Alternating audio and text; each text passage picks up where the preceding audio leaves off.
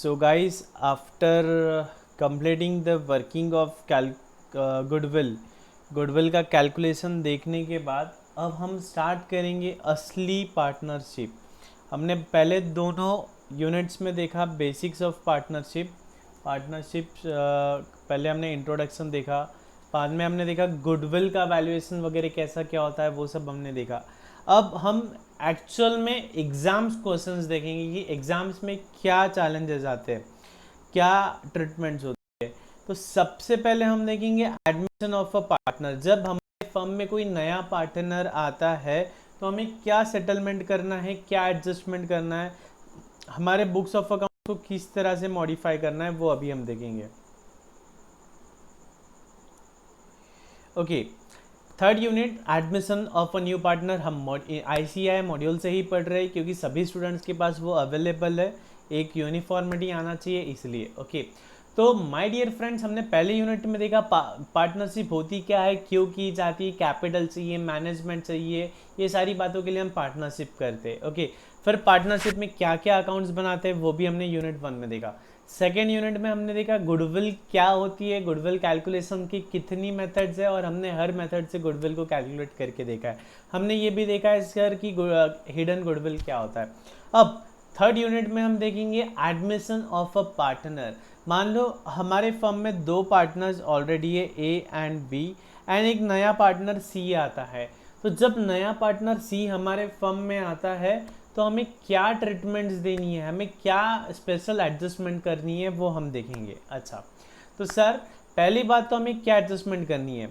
अच्छा, एक बात और, एडमिशन ऑफ पार्टनर से रिलेटेड एक 6 मिनट का वीडियो है जिसका लिंक डिस्क्रिप्शन में दे दिया है, और अगर डिस्क्रिप्शन में आपको लिंक नहीं मिल रहा है तो आपको हमारे चैनल पे CA foundation accounts by CA Raunak sir, इस प्लेलिस्ट में उस वीडियो को देखना है, या अकाउंटिंग फंडा नाम से एक प्लेलिस्ट है उसमें देखना है। अकाउंटिंग फंडा नाम से जो प्लेलिस्ट है उसमें 10 से 12 मिनट्स के छोटे छोटे अकाउंटिंग कंसेप्ट्स पे वीडियोस बनाए रखे हैं जो कि काफ़ी ज़्यादा यूज़फुल है स्टूडेंट्स को रिविजन के लिए, कंसेप्ट्स क्लियर करने के लिए कंसेप्ट वीडियोस हमने बना रखे हैं। अकाउंटिंग फंडाज नाम से एक प्लेलिस्ट है उसमें। Okay, so admission of a partner, जब पार्टनर आता है तो हमें क्या स्पेशल एडजस्टमेंट्स करनी है। देखो,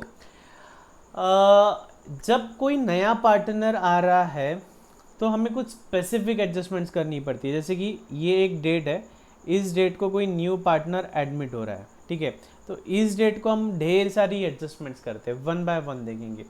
हमारे बुक में फिक्स असेट्स होती है, लाइबिलिटीज होती है। तो ऐसा हो सकता है ना कि हमारी असेट्स अंडर वैल्यूड हो या ओवर वैल्यूड हो, है ना, अंडर वैल्यूड हो, ओवर वैल्यूड हो। तो जो नया C पार्टनर आ रहा है वो ये नहीं चाहेगा ना कि ओवर वैल्यूड असेट हो तो फिर वो ज़्यादा पैसा ले आएगा, है ना। या मान लो हमारे बुक्स में असेट्स दिख रही है 1 लाख की, लेकिन होनी चाहिए वो 1,50,000 की, उसका रिवैल्यूएशन होना चाहिए, है ना। अब अगर रिवैल्यूएशन होता है तो जो 50,000 का गेन है, ये 50,000 का जो गेन है ये किसका है, ओल्ड पार्टनर्स का है, न्यू पार्टनर का इसमें कुछ है क्या। बुक में हमारी असेट दिख रही है 1 लाख, लेकिन एक्चुअल में होनी चाहिए 1,50,000, रिवैल्यूएशन करने के बाद में 1,50,000 होना चाहिए। मतलब हमें गेन कितना हो रहा है, 50,000। तो ये जो 50,000 का गेन है इसमें न्यू पार्टनर का कुछ कंट्रीब्यूशन है क्या, कुछ भी नहीं साहब, सिर्फ A और B, पूरा गेन A और B को बिलोंग करता है ना, पूरा गेन A और B को बिलोंग करता है। तो भला A और B ये गेन C को क्यों लेने देंगे। तो A और B क्या करेंगे, as on date of admission क्या करते हैं, अपनी असेट्स को रिवैल्यू कर लेते हैं। असेट्स बढ़ रही है तो वो बढ़ा लेते हैं, असेट्स घट रही है तो वो घटा लेते हैं, ठीक है। सिमिलरली मान लो हमारे बुक में डेटर्स दिख रहे हैं 50,000 के, ठीक है, लेकिन उसमें से 10,000 के डेटर्स हमें पता है कि बैड ही है, या मतलब खराब ही होने वाले, मतलब एक्चुअल में डेटर्स मिलने कितने वाले हैं, 40,000 के। तो 10,000 का एक्स्ट्रा रिकॉर्डिंग किया हुआ है, तो 10,000, अगर हम 50,000 के डेटा रिकॉर्ड करते हैं तो लेकिन एक्चुअल में मिलने वाले 40,000 है, तो ये 10,000 का नुकसान है। ये जो 10,000 का नुकसान है ये C को भी मिलना चाहिए क्या, नहीं, क्योंकि ये नुकसान तो एडमिशन के पहले का है ना। असेट बढ़ रही है तो बढ़ा लो, असेट घट रही है तो घटा लो, सब कब करना है, एडमिशन वाले दिन पे। इससे क्या होगा, जो एडमिशन है, एडमिशन से पहले वाला जितना भी पाप है वो ओल्ड पार्टनर्स बांट लेंगे। आई रिपीट, एडमिशन से पहले का जितना भी पाप है या जितना भी पुण्य है वो किसका है? ओल्ड पार्टनर्स का है। ठीक है, अब ओल्ड पार्टनर्स का है तो ओल्ड पार्टनर्स कैसे बांटेंगे? Old partners old profit sharing ratio, है ना। जो भी आ रहा है बैलेंस रिवैल्यूएशन का, वो रीएवैल्यूएशन का या प्रॉफिट एंड लॉस एडजस्टमेंट का, वो किसको मिलना चाहिए सर? वो मिलना चाहिए ओल्ड पार्टनर्स को। ओल्ड पार्टनर्स को मिलना चाहिए तो किस रेशो में मिलना चाहिए? ओल्ड प्रॉफिट शेयरिंग रेशो में। ओल्ड पार्टनर्स को ओल्ड प्रॉफिट शेयरिंग रेशो में हम देंगे। ठीक है, अभी देखते हैं रिवैल्यूएशन अकाउंट कैसे बनाते हैं। एक तो इसे रिवैल्यूएशन अकाउंट कहना है तो रिवैल्यूएशन अकाउंट भी कह सकते हैं, या इसे profit and loss adjustment account कहना है तो profit and loss adjustment account भी कह सकते हैं। ठीक है, अगर असेट की वैल्यू कम हो रही है तो क्या होगा? असेट का क्या होता है? डेबिट बैलेंस होता है। असेट की वैल्यू कम हो रही है तो उसे हम क्या करेंगे? क्रेडिट करेंगे, तो असेट्स अकाउंट क्रेडिट। ठीक है, revaluation account debit to assets account credit. हमने ये डेप्रिसिएशन में भी देखा था, असेट्स की वैल्यू कम हो रही है ना, वहाँ हमने डायरेक्ट P&L में चार्ज किया था, लेकिन यहाँ रिवैल्यूएशन के थ्रू चार्ज करेंगे। असेट्स की वैल्यू कम हो रही है तो revaluation account debit to assets account, है ना, reduction in the value of asset. ठीक उसी तरह लाइबिलिटी का क्या बैलेंस होता है? लाइबिलिटी का क्रेडिट बैलेंस होता है। तो अगर रिवैल्यूएशन अकाउंट डेबिट और लाइबिलिटीज अकाउंट क्रेडिट है, इसका मतलब लाइबिलिटीज बढ़ रही है। ठीक है, अगर असेट कम हो रही है या लाइबिलिटीज बढ़ रही है तो हम क्या करेंगे? रिवैल्यूएशन अकाउंट को डेबिट करेंगे, है ना। इसी के विपरीत अगर असेट बढ़ रही है तो हम क्या करेंगे? Assets account debit. लाइबिलिटी कम हो रही है तो हम क्या करेंगे? Liability account debit. और कहाँ जाएगा सेकेंड इफेक्ट? रिवैल्यूएशन अकाउंट में। कहाँ जाएगा? रिवैल्यूएशन अकाउंट में। अब मान लो रिवैल्यूएशन का डेबिट बैलेंस आ रहा है, ठीक है, रिवैल्यूएशन अकाउंट का डेबिट बैलेंस आ रहा है, तो हम क्या करेंगे? डेबिट बैलेंस आ रहा है रिवैल्यूएशन अकाउंट का, इसका मतलब क्या हो रहा है? मुनाफा हो रहा है, प्रॉफिट हो रहा है। तो ये क्या करेंगे? हम ओल्ड पार्टनर्स को ओल्ड प्रॉफिट शेयरिंग रेशियो में बांट देंगे, है ना। प्रॉफिट हो रहा है तो ओल्ड पार्टनर्स को ओल्ड प्रॉफिट शेयरिंग रेशियो में बांट देंगे।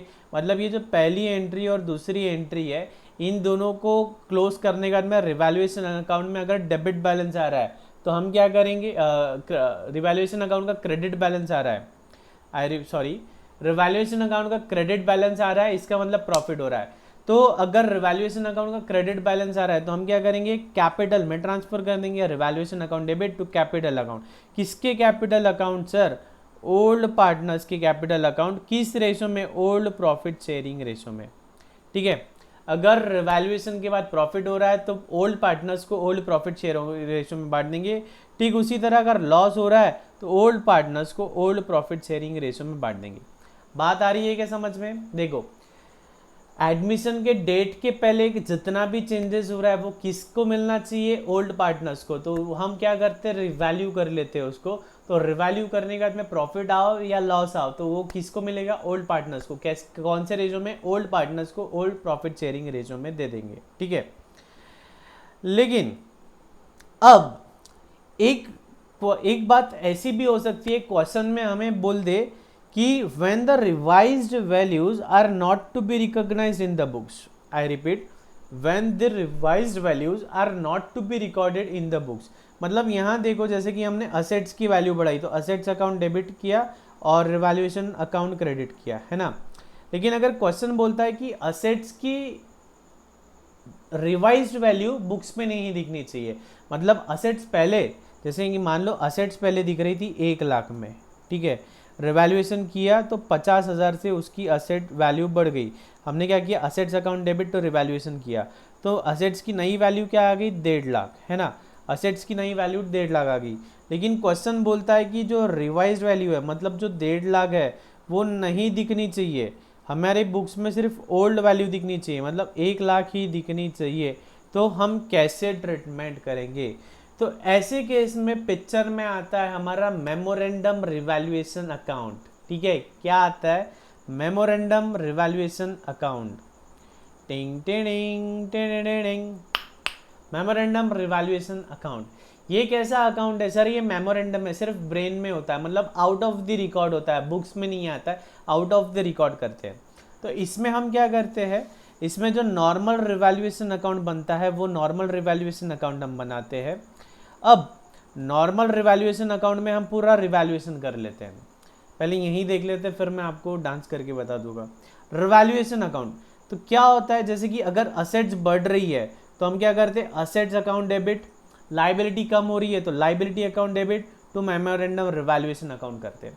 फिर बाद में अगर असेट्स कम हो रही है तो memorandum revaluation account debit to assets to liability. ठीक है, वहाँ पे क्या था, सिर्फ रिवैल्यूएशन था, यहाँ हम मेमोरेंडम नाम जोड़ रहे हैं। ठीक है, अब इसके बाद क्या करते हैं, प्रॉफिट या लॉस जो आता है वो हम ओल्ड पार्टनर्स को देते हैं, तो वही हम कर लेंगे, ओल्ड पार्टनर्स को ओल्ड प्रॉफिट शेयरिंग रेशो में प्रॉफिट या लॉस बांट देंगे। ठीक है, ओल्ड पार्टनर्स को ओल्ड प्रॉफिट शेयरिंग रेशो में हम प्रॉफिट एंड लॉस बांट देंगे। अब ये यहाँ तक तो क्या था सर, पहली मेथड जो देखी वही सर आपने कॉपी पेस्ट करा थी। अब क्वेश्चन बोलता है कि हमारी जो असेट्स है, हमारी जो लाइबिलिटीज़ है वो रिवाइज्ड वैल्यू पे नहीं दिखनी चाहिए, हिस्टोरिकल वैल्यू पे दिखनी चाहिए, या पहले जो कीमत थी वही कीमत पे, जो अमाउंट थी वही अमाउंट पे दिखनी चाहिए। तो हम क्या कर देंगे, असेट्स और लाइबिलिटी की वैल्यूज़ कहाँ चेंज की हमने, ये एंट्री में और ये एंट्री में। तो हम क्या करेंगे, ये दोनों एंट्रीज को रिवर्स कर देंगे, हम ये दोनों एंट्रीज को रिवर्स कर देंगे। तो जैसे कि यहाँ असेट्स को बढ़ाया था, यहाँ असेट्स को कम कर देंगे, यहाँ लाइबिलिटीज़ को कम किया था तो यहाँ लाइबिलिटीज़ को बढ़ा देंगे। ठीक है, ठीक उसी तरह इस एंट्री को भी रिवर्स कर देंगे। तो जब हम रिवर्सल एंट्री पास करेंगे तब क्या होगा, हमारी assets and liabilities old figures पे आ जाएंगी, ओल्ड वैल्यू पे आ जाएगी। ठीक है, फिर हम दोबारा से उस अकाउंट को क्लोज करेंगे। तो अगर मान लो ये हमने बनाया मेमोरेंडम रिवैल्यूएशन अकाउंट, तो पहली बार जब हमने असेट्स और लाइबिलिटीज़ को रिवैल्यू किया तो मान लो हमें क्या आया, प्रॉफिट आ गया, क्रेडिट बैलेंस था तो प्रॉफिट आ गया। तो इसको क्या किया हमने, ओल्ड पार्टनर्स को ओल्ड प्रॉफिट शेयरिंग रेशो में हमने बांट दिया, है ना। अब इसके बाद क्या किया, इसके बाद यहाँ जो एंट्रीज डेबिट की थी वो यहाँ क्रेडिट कर देंगे, और यहाँ जो एंट्रीज क्रेडिट की थी वो यहाँ डेबिट कर देंगे। ठीक है, तो पहली बार हमें क्या आया था, पहली बार हमें प्रॉफिट आया था, अगर एग्जांपल पहली बार हमें प्रॉफिट आया था तो सेकेंड टाइम हमें क्या आएगा, सेकेंड टाइम हमें लॉस आएगा। तो ये लॉस क्या करेंगे, हम न्यू पार्टनर्स को न्यू प्रॉफिट शेयरिंग रेशो में बांट देंगे। आ रहा है समझ में, सिंपल है एकदम। देखो स्टेप 1 क्या किया हमने, रिवैल्यूएशन किया, हमने रिवैल्यूएशन किया, असेट्स और लाइबिलिटीज़ को रिवैल्यू किया। देखो ये हमने रिवैल्यूएशन किया, स्टेप 1 में रिवैल्यूएशन किया। फिर स्टेप 2 में क्या किया हमने, प्रॉफिट है तो प्रॉफिट लिखा, लॉस है तो लॉस लिखा। अब स्टेप 3 में क्या किया, जो प्रॉफिट था वो ओल्ड पार्टनर्स को ओल्ड प्रॉफिट शेयरिंग रेशो में बांट दिया। ठीक है, स्टेप 4 में क्या किया, जो यहाँ डेबिट किया था उसको यहाँ क्रेडिट कर दे रहे, जिसको यहाँ क्रेडिट किए थे उसको यहाँ डेबिट कर दे रहे। ठीक है, फिर स्टेप 5 में क्या कर रहे हैं, इसका बैलेंस निकाल रहे हैं। तो पहले यहाँ पे प्रॉफिट आया था तो यहाँ अब क्या आएगा, यहाँ अब लॉस आएगा। ठीक है, फिर नेक्स्ट स्टेप में क्या कर रहे हैं हम, ये लॉस को न्यू पार्टनर्स को न्यू प्रॉफिट शेयरिंग रेशो में बांट दे रहे हैं। क्या कर रहे हैं, ये जो लॉस आ रहा है इस लॉस को हम न्यू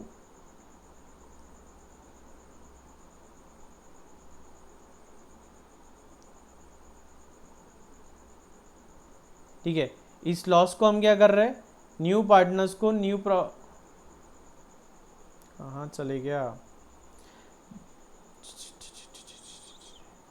ओके इसे हम क्या कर रहे हैं, न्यू पार्टनर्स को न्यू प्रॉफिट शेयरिंग रेशो में बांट दे रहे हैं। सिंपल है एकदम। चलो रिपीट करो, स्टेप 1 क्या कर रहे हैं हम, असेट्स और लाइबिलिटी को रिवैल्यू कर रहे हैं। ठीक है, असेट्स अगर बढ़ रही है तो डेबिट, कम हो रही है तो क्रेडिट। तो रिवैल्यू करने के बाद में हमें प्रॉफिट या लॉस आता है। ठीक है, तो ये हमारा रिवैल्यूएशन अकाउंट है, हमें यहाँ पे प्रॉफिट आ गया। अब ये प्रॉफिट का क्या करेंगे हम, ओल्ड पार्टनर्स को ओल्ड प्रॉफिट शेयरिंग रेशो में बांट देंगे। ठीक है, अब क्वेश्चन बोलता है कि रिवाइज्ड फिगर नहीं आनी चाहिए, तो यहाँ जिसको डेबिट किया था उसको यहाँ क्रेडिट करेंगे, जिसको यहाँ क्रेडिट किया था उसको यहाँ डेबिट कर देंगे। ठीक है, पहली बार हमें क्रेडिट बैलेंस आया था, मतलब प्रॉफिट आया था, तो इस बार क्या आएगा, लॉस आएगा। अब इस लॉस को न्यू पार्टनर में न्यू प्रॉफिट शेयरिंग रेशो में बांट देंगे। सिमिलरली अगर फर्स्ट टाइम हमें लॉस आया था तो लॉस का क्या किया था हमने, ओल्ड पार्टनर्स को ओल्ड प्रॉफिट शेयरिंग रेशो में बांटा था। अब जब हम एंट्रीज को रिवर्स करेंगे तो हमें पहली बार जब लॉस आया था तो इस बार क्या आएगा, प्रॉफिट आएगा, तो इस प्रॉफिट को न्यू पार्टनर्स में न्यू प्रॉफिट शेयरिंग रेशो में बांट देंगे। ठीक है, ये कॉपी कर लो। अभी जब इलस्ट्रेशन देखेंगे आपको एकदम क्लियरली समझ में आ जाएगा। ठीक है, एक इलस्ट्रेशन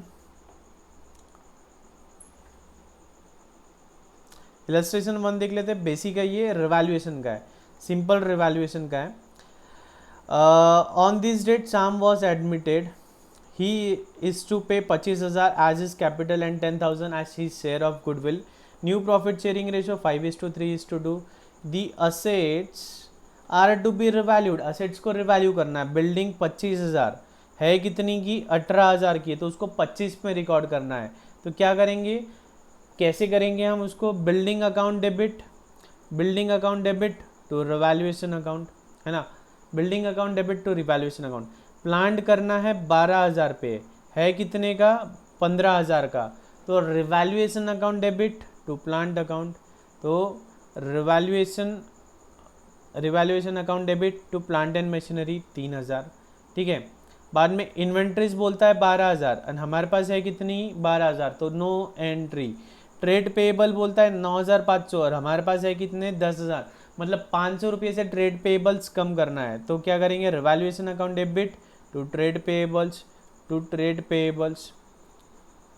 मतलब ये टू ट्रेड पेएबल्स मतलब यही कि प्रोविजन फॉर डाउटफुल डेट्स, है ना, तो टू ट्रेड पेएबल्स। ठीक है, उसके बाद में वो क्या बोलता है कि 1500 की, it was found that there was a liability for 1500 for goods receive but not recorded in the books. मतलब 1500 की लाइबिलिटी है जो अभी तक रिकॉर्ड नहीं की, तो लाइबिलिटी बढ़ रही है, तो क्या करेंगे, लाइबिलिटी अकाउंट को क्रेडिट करेंगे। तो trade payables account credit, debit किसको करेंगे, रिवैल्यूएशन को। ठीक है, तो ये हमारी रिवैल्यूएशन की एंट्रीज थी। अब एडमिशन की एंट्रीज क्या थी, भैया जी बैंक में उन्होंने पैसा लाया था, कितना पैसा लाया था 25 और 10 35,000, तो bank account debit to Shams capital. ठीक है, अब रिवैल्यूएशन कर लिया, कैपिटल की एंट्री कर लिया, हमें क्या करना है, गुडविल की एंट्री करना है। पहले क्या रेशियो में था हमारा, ओल्ड रेशियो क्या था 3:2, क्या था 3:2। न्यू रेशियो क्या हो रहा है हमारा 5:3:2। ठीक है, क्या हो रहा है 5:3:2। अब old ratio minus new ratio कर लेंगे तो ये सैक्रिफाइसिंग आ जाएगा और इस रेशियो में हमने एक गुडविल की एंट्री पास कर दी। ठीक है, अब हम क्या कर रहे हैं, रिवैल्यूएशन अकाउंट को क्लोज कर रहे हैं। रिवैल्यूएशन को डेबिट कितना है 5,000 का डेबिट है, क्रेडिट कितना है 7,000 का क्रेडिट है, मतलब 2,000 का क्रेडिट बैलेंस है, मतलब 2,000 का प्रॉफिट है। तो ये प्रॉफिट किसको जाएगा, ओल्ड पार्टनर्स को। ओल्ड प्रॉफिट शेयरिंग रेशियो 2,000 को हम कैसे बांटेंगे, क्या रेशियो था हमारा पहले 3:2, तो ये हमारा 3:2 में बढ़ जाएगा। आ रहा है समझ में, आ रहा है समझ में।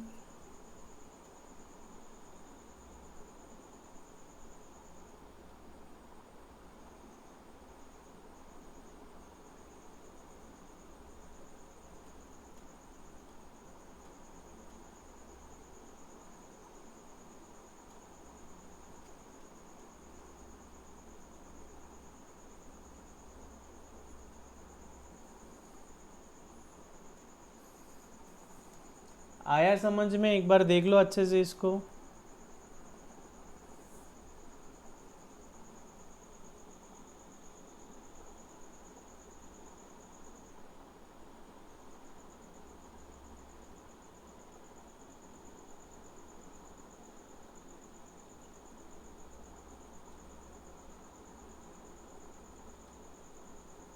ठीक है, पहले कैपिटल की एंट्री होगी, गुडविल की एंट्री होगी, रिवैल्यूएशन की एंट्री हो गई और जो प्रॉफिट लॉस हुआ उसे बांट लिया। ठीक है, अब इसे इंपॉर्टेंट कर लो, इंपॉर्टेंट मतलब ये मेमोरेंडम वाला है, तो यहाँ ऊपर ही लिख देना है हमको ये मेमोरेंडम वाला है, ताकि एग्जाम के एक दिन पहले हमें जो कैटेगरी के क्वेश्चन आंसर्स पढ़ना है वो कैटेगरी ऊपर ही दिख जाए। Okay,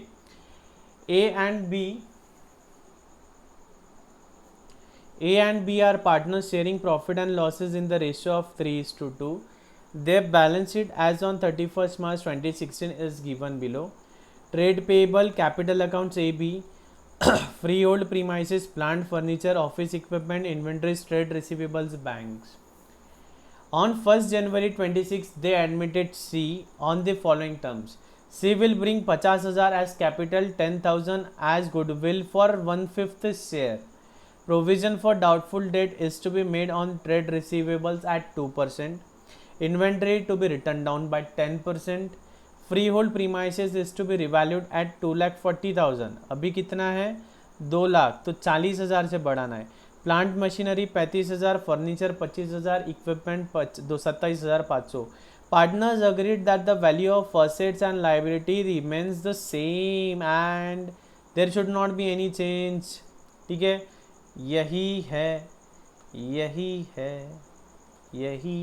important point. ठीक है, you are required to make the necessary adjustments in the capital accounts of the partners। ठीक है, रिवैल्यूएशन करना है बोलते, लेकिन असेट्स लाइबिलिटी ओल्ड वैल्यू पे ही दिखनी चाहिए, रिवैल्यूएशन करने के बाद भी ओल्ड वैल्यू पे दिखनी चाहिए। इसी का मतलब क्वेश्चन हमें मेमोरेंडम रिवैल्यूएशन अकाउंट बनाने को बोल रहा है। क्वेश्चन में कहीं ऐसा नहीं लिखा है कि हमें मेमोरेंडम रिवैल्यूएशन अकाउंट बनाना है, लेकिन क्वेश्चन पढ़ के हमें समझ में आना चाहिए कि असेट्स एंड लाइबिलिटीज को ओल्ड वैल्यू पे दिखाना है। इसी का मतलब हमें मेमोरेंडम रिवैल्यूएशन अकाउंट बनाना है। ओके, तो मेमोरेंडम रिवैल्यूएशन अकाउंट क्या करेंगे, देखो लाइबिलिटी अपना असेट्स कम हो रही है, असेट्स कम हो रही है, ट्रेड रिसीवेबल्स कितने 25,000, उसमें से 2% बेट करना है, तो 25,000 का 2% 500। ठीक है, इन्वेंट्रीज 3,000 से कम कर रहे हैं, प्लांट 5,000 से, देख लो एक बार, हाँ प्लांट का कीमत है 40,000, लेना कितना है 35,000, मतलब 5,000 से प्लांट कम कर रहे हैं।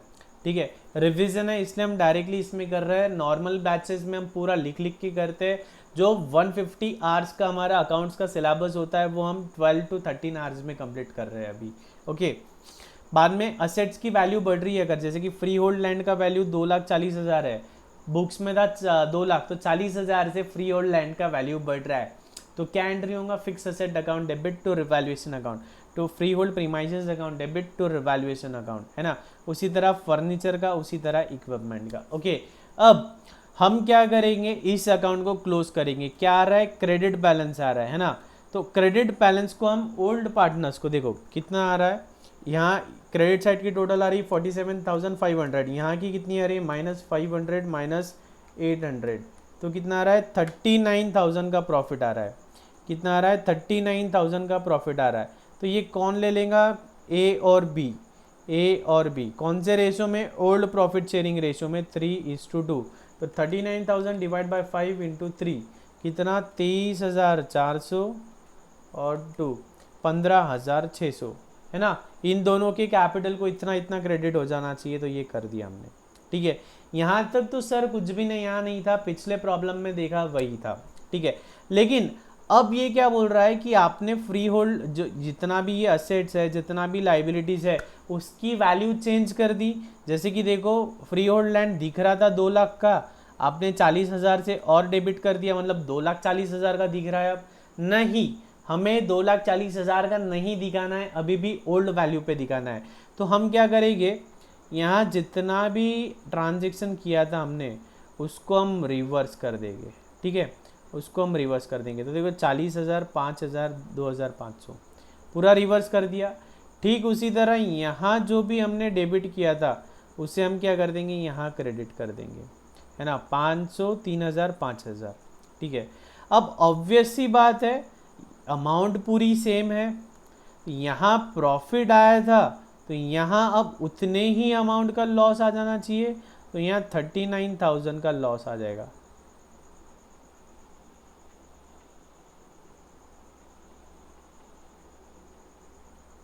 यहाँ 39,000 का लॉस आ जाएगा। अब ये 39,000 का loss new partner A B C new profit sharing ratio में बांट लेंगे। क्या करेंगे, new partners new profit sharing ratio में बांट लेंगे। सिंपल है एकदम। कैपिटल अकाउंट देख लो, बैलेंस ओपनिंग कितना था 2 लाख 1 लाख, कहाँ से लाया, बैलेंस शीट से लाया। सी ने क्या किया 60,000 लाया था, तो सी के अकाउंट को 60,000 से क्रेडिट कर दिया। ठीक है, अब यहाँ जब प्रॉफिट हुआ है तो प्रॉफिट होने की वजह से क्या हुआ, ए और बी का कैपिटल अकाउंट क्रेडिट हुआ होगा। तो देखो ए और बी का कैपिटल अकाउंट क्रेडिट हुआ है। ठीक है, ए और बी का कैपिटल अकाउंट क्रेडिट हुआ है। ये क्या है, ये अपना गुडविल का एडजस्टमेंट होगा। गुडविल कितना लाया, सी ने गुडविल लाया है कि कैश में, देखो सी ने 10,000 का गुडविल लाया है कैश में, तो वो इन दोनों ने बांट लिया 3:2 में। सी ने कितना गुडविल लाया 10,000 का, 10,000 का गुडविल इन्होंने 3:2 में बांट लिया दोनों ने, 6,000 और 4,000। ठीक है, अब इसके अलावा डेबिट क्या होगा, लॉस हुआ जो वो यहाँ डेबिट आ जाएगा, ठीक है। ये 6000 4000 सी ने ला के दिया तो सी को डेबिट किया, ठीक है। बाद में ये आ गया वहाँ बैलेंस कैरेट डाउन। तो इससे क्या हुआ, हमारी जो बैलेंस शीट बनी उसमें देखो असेट्स पुरानी वैल्यू पे ही है क्या, 2,40,000 20,000 25,000, देखो बोला थोड़ा क्वेश्चन देखो, 2,40,000 20,000 25,000 30,000 25,000 10,000, वही ओल्ड वैल्यूज़ पे ही कैरी फॉरवर्ड कर रहे हैं, वही वैल्यूज़ पे कैरी कर रहे हैं। ध्यान देने वाली बात है, बैंक का वैल्यू वह नहीं आएगा, बैंक का वैल्यू चेंज होगा। क्यों, क्योंकि बैंक में पैसा डाल रहा है ना, अपना कैपिटल ला रहा है, गुडविल ला रहा है, तो बैंक का अमाउंट चेंज होगा। बैंक का अमाउंट छोड़ के बाकी सारी असेट्स और लाइबिलिटीज़ की वैल्यू सेम रहेंगी, उसमें कुछ भी चेंज नहीं आएगा, कुछ भी बदलाव नहीं आएगा, ठीक है। नेक्स्ट इंपॉर्टेंट बात हम समझते हैं कि जैसे कि अभी हमने असेट्स और लाइबिलिटीज़ को रिवैल्यू किया है, तो क्या आपको ये नहीं लगता कि रिजर्व्स को भी हमने बांट देना चाहिए। रिजर्व्स होते ही क्या है, प्रॉफिट का ही एक पार्ट है, हम कैपिटल में लिखते हैं। तो रिजर्व्स पे अधिकार किसका है, ओल्ड पार्टनर्स का ही होना चाहिए। तो reserves in the balance sheet है अगर, तो हम क्या करेंगे, जो रिजर्व्स है, जो 6500 की अगर रिजर्व्स है, तो ये क्या करना चाहिए, ये हमने ओल्ड पार्टनर्स को ओल्ड प्रॉफिट शेयरिंग रेशो में बांट लेना चाहिए। ओल्ड पार्टनर्स को ओल्ड प्रॉफिट शेयरिंग रेशो में हमने बांटना चाहिए, ओके। तो इसे बांट लेंगे, बाकी सारी चीज़ें वही है, इसमें सिर्फ रिजर्व्स का एंट्री देख लो। रिजर्व्स था जनरल रिजर्व्स, तो जो DBM जो ओल्ड पार्टनर्स थे उन्होंने ओल्ड प्रॉफिट शेयरिंग रेशो 2:2:1 में हमने ये रिजर्व्स को बांट लिया है, ठीक है। 2:2:1 में इन रिजर्व्स को बांट लिया है। ये गेनिंग रेशो सेक्रीफाइसिंग रेशो ये क्यों हो रहा है, ये गुडविल के लिए हो रहा है, ये गुडविल के लिए गेनिंग रेशो सेक्रीफाइसिंग रेशो का जो भी वैल्यूएशन है वो कर रहे हैं, ओके। अब computation of new profit sharing ratio, नया प्रॉफिट शेयरिंग रेशो कैसे कंप्यूट करना है वो देखेंगे। केस 1, ठीक है। Case 1, when new partner shares is given but the question is silent about the sacrifice made by the old partner, in this case it is assumed that the old partners will share the remaining share in their old profit sharing ratio.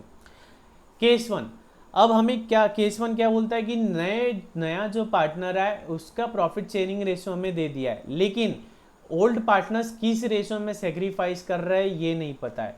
तो हम क्या करेंगे, हम नए partner को देने के बाद में जो पैसा बचेगा वो ओल्ड रेशो में बांट लेंगे। नहीं समझा, देखो फर्म का जो टोटल प्रॉफिट है वो कितना है, वो है हमारा 1 समझो, ठीक है। A और B दो पार्टनर्स है, वो 3:2 में खेल रहे हैं, C आया उसको 1/3 दे रहा है, ठीक है। पूरे फर्म का प्रॉफिट कितना होगा 1। अब ये 1 में से हमने 1/3 किसको दे दिया है, C को, तो 1 में से 1/3 देने के बाद में बचता कितना है 2/3। अब ये 2/3 पे किसका अधिकार है, ये 2/3 पे ओल्ड पार्टनर्स मतलब A और B का अधिकार है। तो अब ये जो बचा हुआ 2/3 है ये A और B क्या करेंगे 3:2 में बांट लेंगे। जो बचा हुआ 2/3 है उसको ये लोग क्या करेंगे 3:2 में बांट लेंगे, 3:2 में बांट लेंगे, ठीक है simple, yes.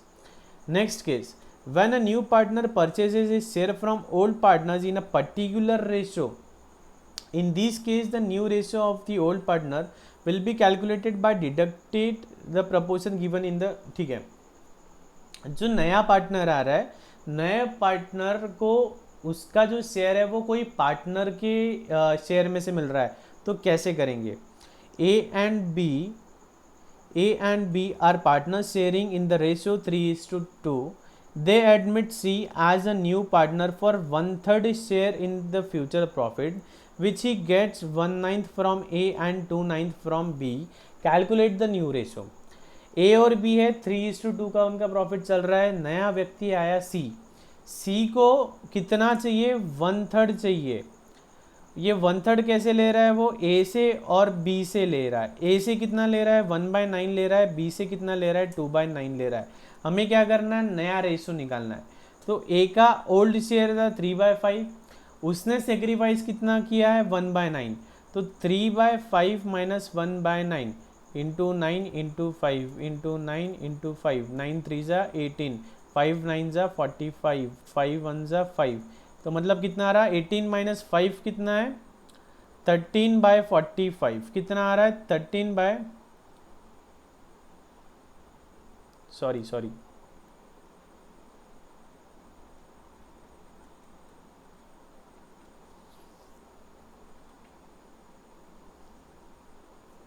27 sorry, old ratio क्या है हमारा 3/5, न्यू रेशियो इसमें से कितना दे रहा है वो 1/9,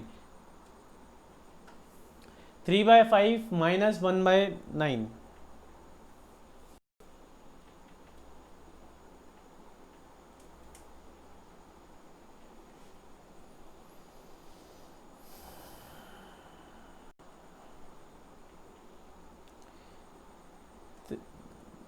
थ्री बाय फाइव माइनस 1/9 कैसे करेंगे, इसको 9 से मल्टीप्लाई कर देंगे, इसको भी 9 से, इसको 5 से कर देंगे, इसको भी 5 से मल्टीप्लाई कर देंगे, ठीक है। तो 3 9 ज़ा 27, 5 9 ज़ा 45, 5 1 ज़ा 5, 9 5 ज़ा 45, डिनोमिनेटर कॉमन हो गए तो 27 माइनस 5 तो कितना आ गया 22/45, इज इट ओके। तो ए का नया शेयर आ गया 22/45, ठीक उसी तरह बी का नया शेयर आ गया 8/45 और सी का नया शेयर आ रहा है 15/45। तो हमारा नया रेशियो क्या हो जाएगा 22:8:15, 22:8:15, मतलब जो नया सी आ रहा है, सी का जो शेयर है वो ए और बी कुछ प्रपोर्शन में दे रहा है 1/9 और 2/9, तो हम इस तरह से नया प्रॉफिट शेयरिंग रेशियो कैलकुलेट करेंगे, ठीक है। नेक्स्ट सिचुएशन देखते हैं, when the old partner surrenders a particular fraction of their share. यहाँ क्या हो रहा था, यहाँ क्या हुआ, इन्होंने सीधा सीधा 1/9 और 2/9 दे दिया, लेकिन यहाँ क्या बोल रहे हैं कि एक पर्टिकुलर फ्रैक्शन खुद के शेयर में से वो सरेंडर कर रहे हैं, ठीक है, खुद के शेयर में से कुछ एक पर्टिकुलर फ्रैक्शन सरेंडर कर रहा है, तो कैसे होगा, ठीक है। A and B are partners in the sharing 3:2, C आया है 1/3 ऑफ दिस शेयर, ठीक है। A surrender 1/3 of his share, B surrenders 2/3 of his shares in the favour of C, तो कैलकुलेट करना है। ए का कितना था 3/5 था, उसने सरेंडर कितना किया है 1/3, किसका 1/3, ए का था 3/5, 3/5 का 1/3 उसने सरेंडर किया है, मतलब कितना 3/15 सरेंडर किया है। तो पहले कितना था 3/5 था, उसमें से 3/15 सरेंडर कर दिया, इंटू 3 9/15, 9 माइनस 3 6, तो कितना है अभी नया शेयर 6/15, क्या आ रहा है नया शेयर 6/15, ठीक उसी तरह बी का नया शेयर आ रहा है 2/15, ठीक है। तो न्यू प्रॉफिट शेयरिंग रेशियो आ गया 6:2:7, सिंपल जा रहा है एकदम, okay. Next case 4, when the new partners acquire his share entirely from new partners, in this case the sacrificing partner share is calculated by deducting his sacrifice from his old ratio, A and B 3:2 है, they admit C for 1/5 share in the profit which he acquires entirely from A, पूरा 1/5 कौन दे रहा है, A दे रहा है, तो A का old था 3/5, उसने सेक्रीफाइस किया 1/5, तो 3/5 माइनस 1/5 2/5, तो ये सिंपल है एकदम, कुछ भी नहीं है इसमें। Next situation, A and B are partner sharing profit in the ratio of 3:2, 1/3 के लिए 2:1 के रेशियो में ले रहा है, कैसे ले रहा है 2:1 के रेशियो में, ए का ओल्ड शेयर था 3/5, ठीक है।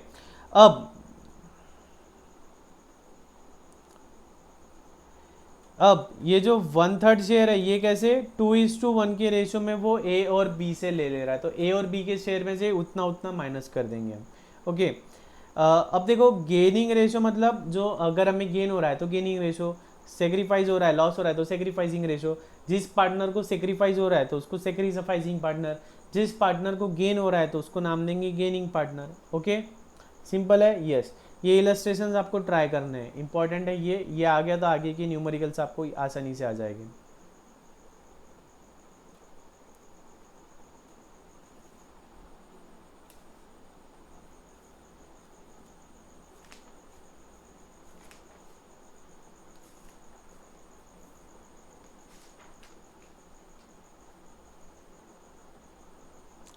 ठीक है, 6th इलस्ट्रेशन इंपॉर्टेंट है, रीड करो एक बार, ट्राई करते सॉल्व करने का, रीड कर लो इसको एक बार आप।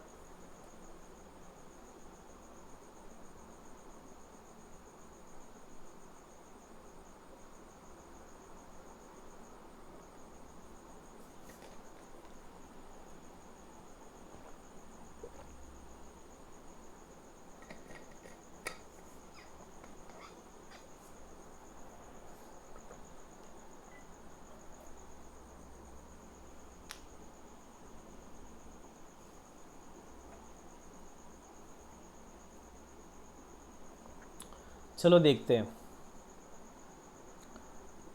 A and B are in the partnership sharing profit and losses in the proportion of 3/4 and 1/4। ठीक है, A और B है 3:1 के रेशियो में, वो प्रॉफिट एंड लॉस को शेयर कर रहे हैं। दे बैलेंस शीट एज ऑन 31 मार्च दे रखी है, cash balance, trade receivable, inventory, सारे बैलेंसेस दिए हैं। सी को एडमिट कर रहे हैं 1 अप्रैल को। C to purchase 1/3 of the goodwill for 2000। C कितना गुडविल खरीद रहा है? 1/3, और 1/3 गुडविल की वैल्यूएशन कितनी दे दी है? 2000, and provide 10,000 as capital, 10,000 capital ला रहा है। Goodwill not to appear in the books. ऐसी जो लाइन आती है क्वेश्चन में, उसको हमें हाईलाइट कर लेना चाहिए, क्वेश्चन पेपर में अंडरलाइन कर लेने का। For the profits and losses are to be shared by A, B and C equally. तीनों भी इक्वल प्रॉफिट लॉसेज शेयर करने वाले। Plant and machinery is to be reduced by 10%, 500 is to be provided for estimated bad debts, revaluation वाला है ये।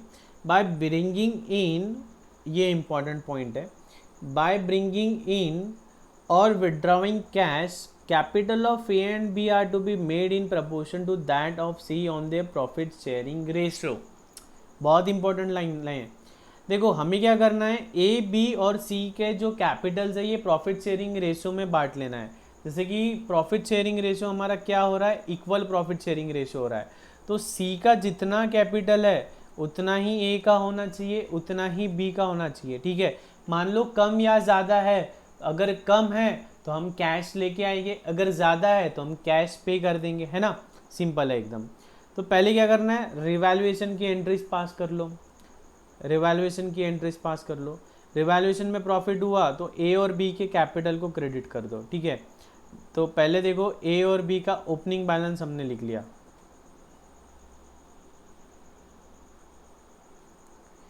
ए and B का opening balance लिख लिया हमने। ठीक है, बाद में रिवैल्यूएशन से जो गेन हुआ वो कॉपी मार लिया। बाद में जो सी है, सी ने क्या किया, कितना पैसा लाया है? 2000 गुडविल के लिए और 10,000 कैपिटल के लिए, तो उतना पैसा ला लो, 12,000 और 12,000। ठीक है, बाद में गुडविल का एडजस्टमेंट करना है भैया जी, गुडविल का। तो गुडविल का जो नॉर्मल हम इतने समय से एडजस्टमेंट करते आ रहे हैं वही करना है। ठीक है, इसमें क्या है, हिडन गुडविल है, इसमें गुडविल का वैल्यू दिया है क्या? नहीं। तो इसको क्या करो, हिडन गुडविल जो हमने पिछले टॉपिक में देखा था ना, वो है। सी ने कितना लाया? सी ने लाया है 2000। कहाँ गया? सी ने कितना लाया? 2000 लाया। 2000 कितने शेयर के लिए हो गया? 1/3 शेयर के लिए 2000 है। तो हम क्या करेंगे, 2000 को उसके शेयर से, उसके शेयर के रेसिप्रोकल से मल्टीप्लाई करेंगे, मतलब 6000। 1/3 के लिए 2000 है तो 1 के लिए कितना? 6000। तो हमारी गुडविल का वैल्यू आ रहा है 6000। कितना आ रहा है? 6000। अब गेनिंग लूजिंग रेशियो निकाल लेना है। बी का बी को और सी को क्या हो रहा है? सेक्रीफाइस हो रहा है बी का और सी का। ठीक है, तो सॉरी, बी और सी को गेन हो रहा है। ठीक है, बी और सी को गेन हो रहा है, तो बी और सी के अकाउंट को उतने अमाउंट से डेबिट कर देंगे, और बच्चा कौन? ए के अकाउंट को उतना क्रेडिट कर देंगे। तो एंट्री क्या हो रही है, B account debit 500, C account debit 2000, A account credit 2500। ठीक है, तो ए के अकाउंट को क्रेडिट कर दो 2000 प्लस 5000। ठीक है, और यहाँ बी के अकाउंट को डेबिट कर दो। ठीक है, या ऐसा कर लो, यहाँ पे इन्होंने थोड़ा गलत किया है।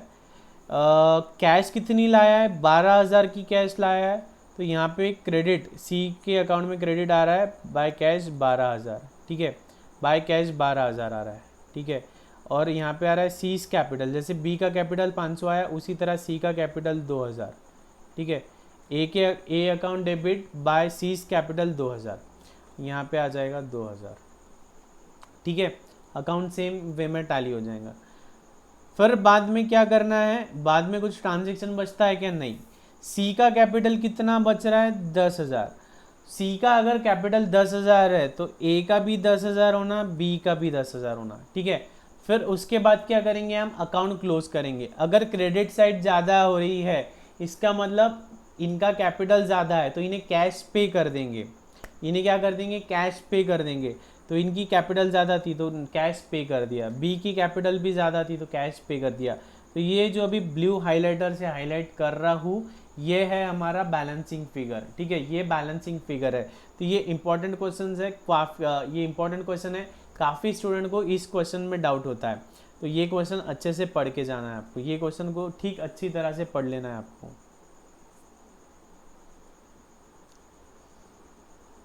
हिडन गुडविल, हिडन गुडविल मतलब वही है reciprocal of the share of incoming partner. जैसे 2000 लाया था अभी 1/3 के लिए, तो 2000 को 3/1 से मतलब रेसिप्रोकल ऑफ 1/3 से मल्टीप्लाई करो तो हमें शेयर मिल जाएगा।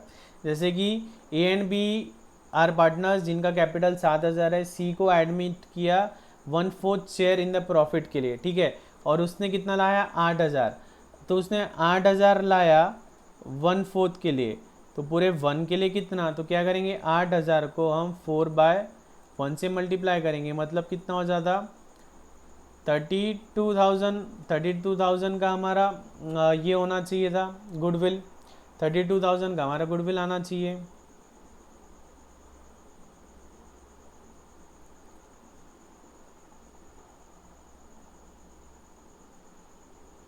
$32,000 का हमारा टोटल कैपिटल होना चाहिए, ठीक है।